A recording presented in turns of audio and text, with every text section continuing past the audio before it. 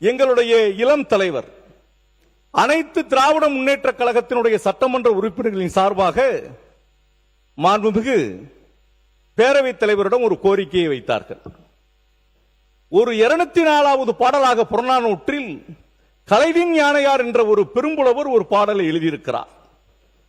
ஈயன இரத்தல் இழிந்தன்று அதன் எதிர் ஈயேன் என்பது அதனும் இழிந்தன்று கொல்லன கொடுத்தல் உயர்ந்தன்று அதன் எதிர் கொல்லேன் என்றல் அதனும் உயர்ந்தன்று.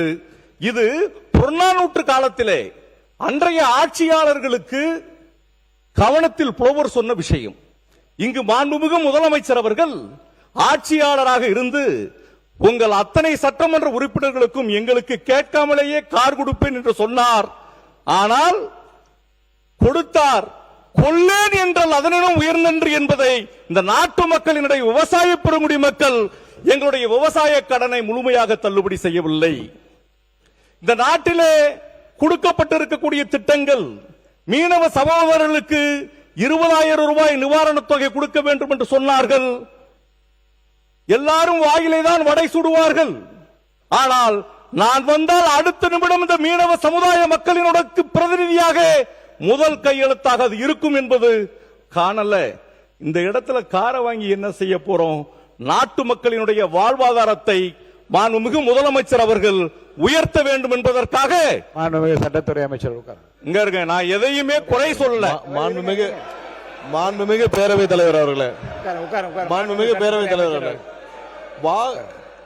கார் எப்படி இந்த அவையில் முதலமைச்சர் அவர்கள் கார் குறித்து எப்படி அனௌன்ஸ் பண்ணாங்கன்னு எல்லாருக்கும் தெரியும். அதாவது விடுதலை சிறுத்தை கட்சியை சேர்ந்த உறுப்பினர் அவர்கள் வேண்டுகோள் விடுத்ததற்கு இணங்க முதலமைச்சர் அவர்கள் அதை பணிவாக பரிசீலித்து அதை கார் அனௌன்ஸ் பண்ணாங்க. நாங்கள் எல்லாம் எல்லா தொகுதிக்கும் போறோம், எல்லாரும் தொகுதிக்கு போறோம், எல்லாரும் பாக்குறோம். பல உறுப்பினர்கள் சொன்னாங்க 5 கார் வச்சிருக்கோம், 10 கார் வச்சிருக்கோம். 5 கார் 10 கார் வச்சிருக்கிறதெல்லாம் பிரச்சனை இல்லை, தொகுதியில போய் சுத்தி பார்க்கணும். ஏன்னா ஒவ்வொரு உறுப்பினர்களும் இன்னைக்கு இருக்கிற எம்எல்ஏக்கெல்லாம் நாங்கள் போறப்போ, கடந்த வாரம் நான் ஒரு கிராமத்துக்கு போனேன். அந்த கிராமத்திற்கு இதுவரைக்கும் சட்டமன்ற உறுப்பினரே வந்ததில்லை. நீங்க 5 கார் 10 கார் வச்சிருக்கலாம் பிரச்சனை இல்லை. சட்டமன்ற உறுப்பினர் மக்கள் பணியை செய்வதற்கு அவர்களுக்கு வாகனம் தேவை. இன்னைக்கு இருக்கிற தாசில்தார் லெவல்ல இருந்து எல்லாருக்கும் வாகனம் இருக்கு. வாகனம் தேவை, சட்டமன்ற உறுப்பினர் தேவை என்பதை அறிந்து முதல்வர் அவர்கள் சட்டமன்ற உறுப்பினர்கள் மக்களை சந்திச்சு மக்கள் குறைகளை கேட்டு இங்க அவையிலையும் அமைச்சர்களிடம் தெரிவிக்க வேண்டும் என்ற ஒரே காரணத்திற்காக சட்டமன்ற உறுப்பினர்களுக்கு வாகனத்தை வழங்கியுள்ளார். நீங்க அதை குறித்து திரும்ப திரும்ப நீங்கள் இதை கொண்டு வருவீர்கள். ஆனால் இன்னும் விரிவாக நீங்க போய் உங்க தொகுதிகளில் இதுக்கு முன்னாடி 5 முறை சட்டமன்ற உறுப்பினர் வந்திருக்கீங்க, 6 முறை வந்திருக்கீங்க. தொகுதியில் போய் பாருங்க. இப்ப நான்லாம் போய் பாக்குற ஊர்ல இது வரைக்கும் எங்க கிராமத்திற்கு எம்எல்ஏ வரலன்றாங்க. 5 கார் இருந்து 6 கார் இருந்து என்ன பிரயோஜனம்? இனிமேல் பாருங்க, சட்டமன்ற உறுப்பினர் போய் கிராமத்துல போய் மக்களை போய் பாருங்க என்பதை தெரிவித்துக் கொண்டு இது போல தேவையில்லாத விஷயங்களை கொண்டு வருவதால்தான் மீண்டும் உருவாகுது என்பதை தெரிவித்துக் கொள்கிறேன். மக்கள் நலத்துறை அமைச்சர்கள். மாண்புமிகு பேரவைத் தலைவர் அவர்களே, நாங்க இந்த விவாதம் ரொம்ப ஆரோக்கியமா நடக்கணும், சுமூகமா நடக்கணும் தான் எல்லாம் விரும்புறோம். மாண்புமிகு உறுப்பினர் பேசுறப்ப சொன்னாரு வாயில வடை சுட்டோம் அப்படின்னு சொல்றாங்க. யாரு வாயில வடை சுட்டாங்க? மக்கள் யாருக்கு அதனால தீர்ப்பு வழங்கினான்னு மக்களுக்கு நல்லா தெரியும். அப்புறம் சொன்னாங்க இப்ப நம்ம செஞ்சதெல்லாம் ஆட்சிக்கு வந்த 100 நாள் தான் ஆச்சு. ஆட்சிக்கு வந்தது 100 நாள் தான் ஆச்சு. இப்ப இவங்க எல்லாம் கொடுக்க முடியுமா? இந்த திட்டங்களை நான் அறிவிச்ச தேர்தல் வாக்குல நிறைவேற்ற முடியுமான்னு கேட்டவங்களுக்கு எல்லாம் ஒவ்வொரு 110 விதியின் கீழே மாண்புமிகு முதலமைச்சர் ஒவ்வொரு திட்டமா அறிவிச்சுதான் இருக்காரு. இப்ப பாத்தீங்கன்னா இலவச பெண்களுக்கு வெற்றி பயணம் திட்டமாக இருக்கட்டும், கேஸ் சிலிண்டர் திட்டமாக இருக்கட்டும், அனைத்தையும் செய்து கொண்டுதான் இருக்கிறார்.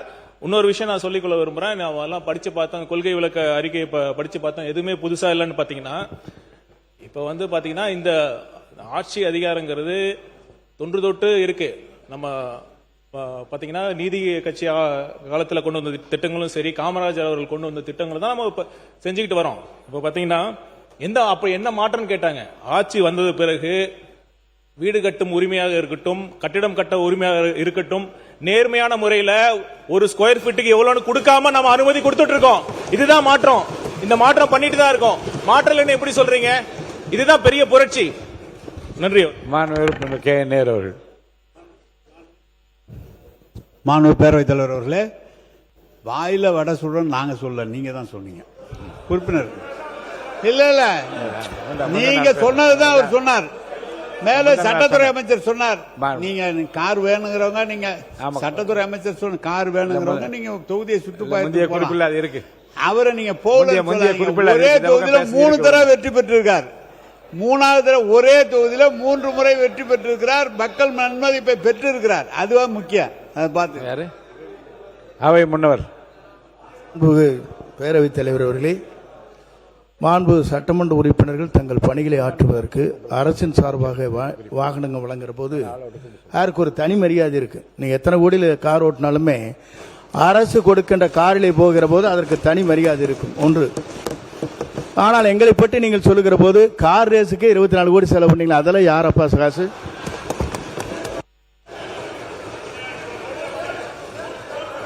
மான் உறுப்பினர் மார்க்கண்டேயன் பேசுறாரு. மான் உறுப்பினர் உட்காருங்க.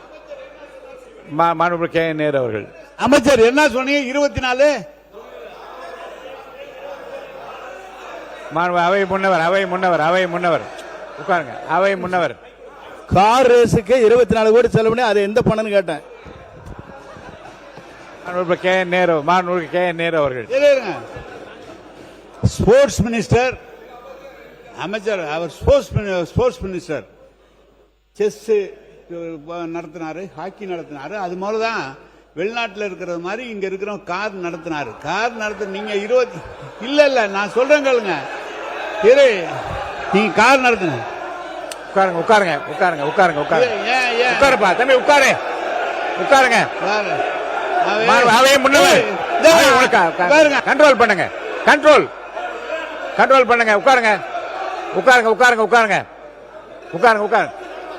உட்காருங்க. மாண்பு அவை முன்னவர் உட்கார சொல்லுங்க. எங்க அரசு கொறடா எங்க? அரசு கொறடா. பேரவைத் தலைவர் அவர்களே, அரசு கொறடா எங்க பாக்குறீங்க? இங்க அரசு மாண்பு கொறடா கண்ட்ரோல் பண்ணுங்க. உட்கார பேரவைத் சொல்லுங்க எல்லாரையும். அவர் உட்கார ஸ்போர்ட்ஸ் சொல்லுங்க. மினிஸ்டர் இல்லைன்னு சொல்ல, அவர் விளையாட்டுத்துறை அமைச்சராக இருந்தார், அதனால செய்தார்னு சொன்னீங்க. இதுக்கெல்லாம் 24 கோடி செலவு பண்றவர் சட்டமன்ற உறுப்பினருக்கு வாகனம் வாங்கி தருவதை பற்றி நீங்கள் பேசுவது எவ்வளவு நிலையில இருக்கிறீர்கள் என்பதுதான் என்னுடைய கேள்வி.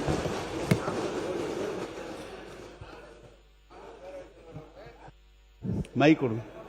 பேரவைத் தலைவர் அவர்களே, அவர் ஸ்போர்ட்ஸ் மினிஸ்டர் அவர் நடத்துறாரு சொன்னாங்க. நீங்க கூட தான் ஸ்போர்ட்ஸ் மினிஸ்டர் இருந்தீங்க. 10 கோடி ரூபாய்க்கு வாங்கி ஒண்ணுமே செய்யாம நிறுத்திட்டீங்க. நீங்க மெடலை யாருக்கும் கொடுக்கல, நீங்க செய்யவே இல்லை. நீங்க அதுக்காக உங்களை மாதிரியா நாங்க இருக்கணுமா? எப்படி?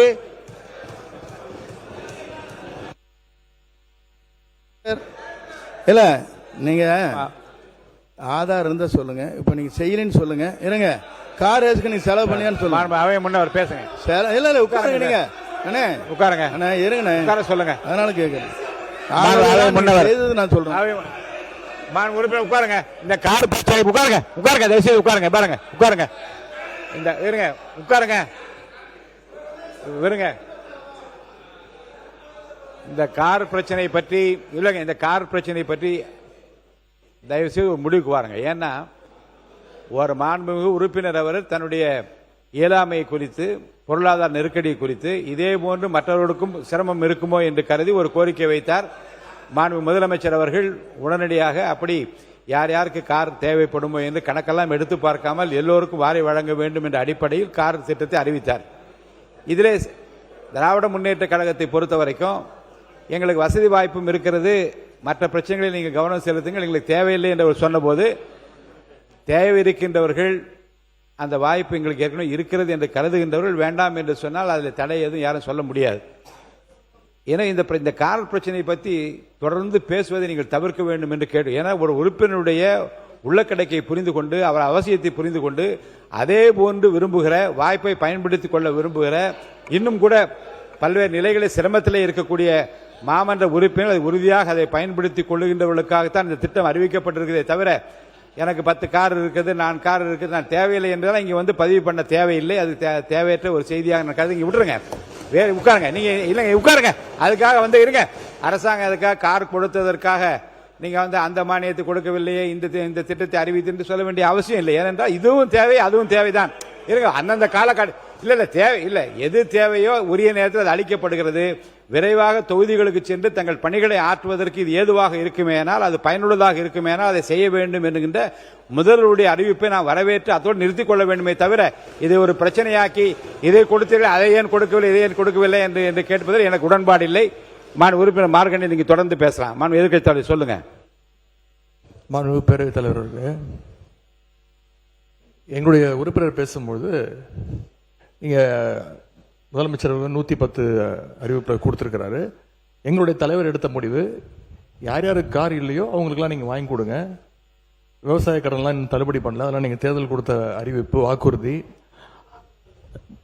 ஆட்சி பொறுப்பு ஏற்கும்போது என்ன சொன்னீங்கன்னா, சென்ற அரசு கஜானாவை தொடச்சி வச்சுட்டு போயிட்டாங்கன்னு இப்பெல்லாம் குறை சொல்லிட்டு இருக்கீங்க. எனவே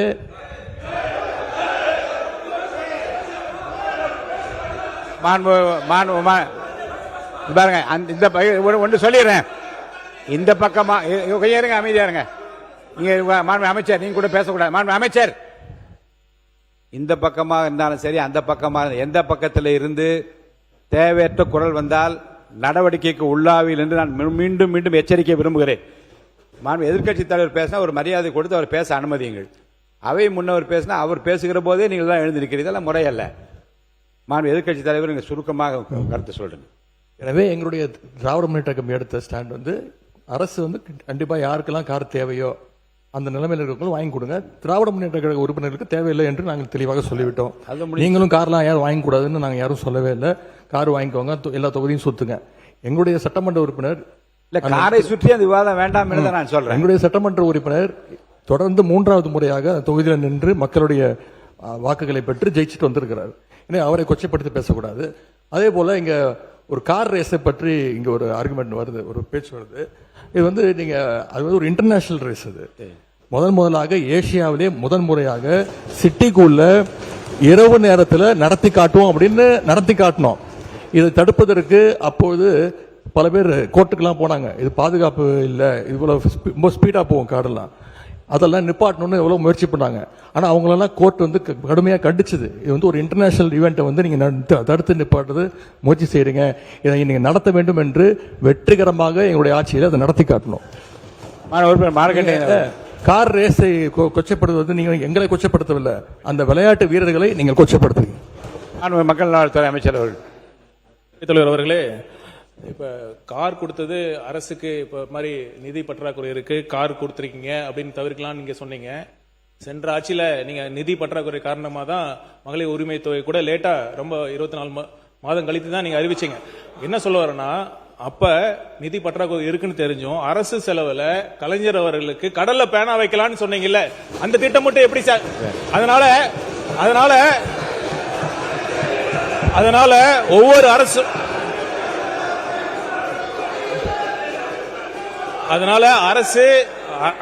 நிதி நிலைமையை கருத்தில் கொண்டு ஒரு சட்டமன்ற உறுப்பினர்களுக்கு ஒரு வாகனம் என்பது மிகவும் அவசியம். ஏன்னா தொகுதி முழுதும் போனாதான் இப்ப நீங்க பேசுறீங்க, தொகுதி பிரச்சனை பத்தி பேசுறீங்க. அது காரணம் என்ன, தொகுதி மக்கள்கிட்ட என்ன பிரச்சனை இருக்கு, ஒவ்வொரு ஏரியால என்ன குறை இருக்குன்னு தெரிஞ்சுக்கணும். இப்ப என்ன நிலைமைனா, இன்னொருத்தரை சார்ந்து இருக்க வேண்டிய நிலைமை இருக்கு. இன்னொருத்தரோட கார் கொடுக்க வேண்டியது இருக்கு, அவங்களுடைய பெட்ரோல் நம்ம யூஸ் பண்ண வேண்டியது இருக்கு, அவங்களுடைய வாகன டிரைவர் யூஸ் பண்ண வேண்டியது இருக்கு. அதனால இந்த திட்டம் மிகவும் அவசியமான திட்டம். மக்களுடைய கோரிக்கைகளை இங்க சட்டமன்றத்தில் பிரதிபலிக்கணும்னா அது தேவை. அதை உணர்ந்துதான் சொல்லியிருக்காரு ஒழிய கண்டிப்பாக இது ஆடம்பரம் கிடையாது என்பதை தெரிவித்துக் கொள்கிறேன். இல்ல இதை பற்றி முடிவு நான் ஏற்கனவே சொல்லிட்டேன். கார் பிரச்சனையை பற்றி பேச வேண்டாம் என்று சொல்லிட்டேன். அவை முன்னவர் என்ன சொல் பேரவைத் தலைவர் அவர்களே, இருங்க. அவை முன்னவர் மாண்புமிகு எதிர்க்கட்சி தலைவர் அவர் சொல்லுகிற போது ஒரு கருத்தை சொன்னார்கள். நான் நிதியை பற்றி சொன்னேனே தவிர வீரர்கள் வந்து கொச்சைப்படுத்துவதை போல் என்று வார்த்தைகள் நீங்கள் சொல்லியிருப்பது அவை குறிப்பிலிருந்து நீங்கள் தயவு கூர்ந்து இல்லை, எந்த வீரர்களை பற்றி நாங்கள் கொச்சைப்படுத்தவில்லை. இவ்வளவு நிதி செலவு செய்யப்பட்டிருக்கிறது என்று சொன்னோமே, இருங்க சொல்லி இருக்கிறோம். நீங்க ஆரம்பிச்சுக்கிட்டு தான் நாங்கள் சொல்ல வேண்டியிருக்குப்பா. மார்க்கண்டேயன் சொல்லின்னு சொன்னா இன்னைக்கு இந்த பிரச்சனையே வந்திருக்கு. அவர் ஆரம்பிச்சு விட்டாரு, இன்னைக்கு வரைக்கும் அமைதியா போச்சு. அவர் எப்ப ஆரம்பிச்சாலும் இதே பிரச்சனை தான். இங்க பாருங்க, வருங்க, இருங்க, ஒரு நிமிஷம் சொல்ல உட்காருங்க, ஒரு நிமிஷம் உட்காருங்க. வாயிலே வடை சுடுகிறார் என்ற வார்த்தை ஏற்கனவே இந்த பக்கம் வந்தது, அது அவை குறிப்பில் இருக்கிறது. இவரும் வாயில வடை. இப்ப என்ன எனக்கு கவலை வந்திருக்கிறது என்றால் சட்டமன்றத்துக்குள்ளே எல்லோருமே வாயிலை வடை சுட்டுக் கொண்டிருக்கிறார். எப்போது நமக்கெல்லாம் திட்டம் என்று காத்திருக்கிற மக்களுக்காக நீங்கள் பேச வேண்டும் என்று நான் விரும்புகிறேன். நான் உறுப்பினர் ஜிவி மார்க்கண்டேயன் அவர்கள். என்ன காரணம் முடிச்சு பேனா தான் இல்லையே, அந்த திட்டமே இல்லையே. நான் தான் சொல்றேன், திட்டமே இல்லையே, அறிவிப்பா வந்தது இல்லையே. விடுங்க, சொல்லியாச்சு, விடுங்க. சரி, மாண்பு உறுப்பினர் ஏவா வேலு அவர்கள்.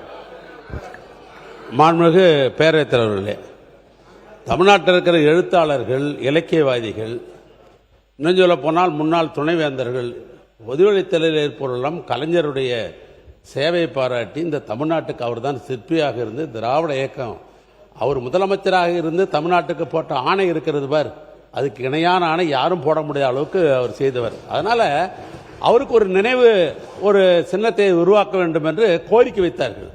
அது பொதுப்பணித்துறையின் சார்பாக தான் அந்த கோரிக்கை ஏற்று இங்கே பொதுமக்களுடைய இசைவெல்லாம் பெற்று அதற்கு பின்னால் ஒன்றிய அரசாங்கத்திற்கு மனு செய்யப்பட்டு ஒன்றிய அரசாங்கத்துடைய சுற்றுச்சூழல் அதுக்கு அனுமதி தந்தார்கள். அதோடு மட்டுமல்ல, ஒன்றிய அரசாங்கமே அந்த பேனாவை வைக்கலாம் என்று ஒன்றிய அரசாங்கம் அனுமதி தந்து விட்டது.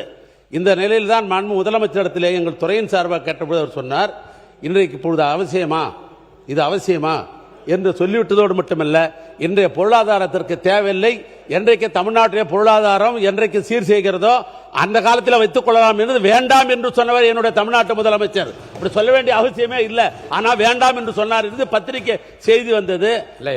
பேரா வைக்கிறதுக்கு ஒரு கூடுதல் செய்தியா உறுப்பினர் ஒரு கூடுதல் செய்தியாக ஒன்றை நாம் ஒத்துக்கொள்ள வேண்டும். மக்களுடைய எதிர்ப்பும் பல தரப்பில் வந்து அந்த உண்மையை நீங்கள் சொல்ல வேண்டும். உறுப்பினர் மார்க்கண்டேயன் அவர்கள். உறுப்பினர் மார்க்கண்டேயன் அவர்கள். உறுப்பினர் மார்க்கண்டேயன் அவர்கள். மாண்புமிகு பேரவைத் தலைவர் அவர்களே, எப்போது நான் பேசினாலும் இடையூறாகத்தான் இருக்கும் என்று அவை முன்னவர் சொன்னதையும் நீங்கள் அவை குறிப்பிலிருந்து எடுக்க வேண்டும். நான் இது 3வது முறையாக சட்டமன்ற உறுப்பினராகவும் ஏற்கனவே 2 முறை 25வது வருடத்தில் மதுரை சட்டக்கல்லூரியிலே படித்து முடித்து விட்டு வந்ததற்கு பிறகு 25 ஆண்டு காலம் 27 ஆண்டு காலம் தொடர்ந்து இந்த மக்கள் பிரதிநிதியாக பணியாற்றுகிறேன். 5 ஆண்டு காலம் ஒன்றிய குழுவினுடைய தலைவராக பணி செய்திருக்கிறேன். அதே தொகுதியிலே அதே இடத்தில் தான் நான் தேர்தலிலே நின்றிருக்கிறேன். நின்ற தேர்தல்கள் அத்தனையும் நான் வென்றிருக்கிறேன். நான் ஒன்றை மட்டும் அவர்களுக்கு நான் சொல்லிக்கொள்ள கடமைப்பட்டிருக்கிறேன். எங்கள் விளாத்திக்குளம் தொகுதி தூத்துக்குடி மாவட்டத்தில் 35% எல்லையை கொண்டிருக்கிற பகுதி, 35% நிலப்பரப்பு அங்கு இருக்கிறது. 143 கிராம பஞ்சாயத்துக்கள், 500 ஹேம்லெட் வில்லேஜ்கள், 3 பேரூராட்சி என்று ஒரு பெரிய நிலப்பரப்புக்கு சொந்தமான அந்த விளாத்திக்குளம் தொகுதி. ஏறக்குறைய 56 கிலோமீட்டர் கடற்பரப்பு, பல்வேறு குக்கிராமங்களை கொண்டிருக்கக்கூடிய அந்த பகுதியில் நான் ஒவ்வொரு கிராமமாக ஒவ்வொரு மக்களினுடைய இதயத்திலும் இருந்த காரணத்தினால் தான் இந்த அவைக்கு தேர்வு செய்யப்பட்டு அனுப்பி வைக்கப்பட்டிருக்கிறார்கள் என்பதை மாண்புமிகு உறுப்பினர் அவர்களுக்கு நான் தெரியப்படுத்திக் கொள்ள கடமைப்பட்டிருக்கிறேன்.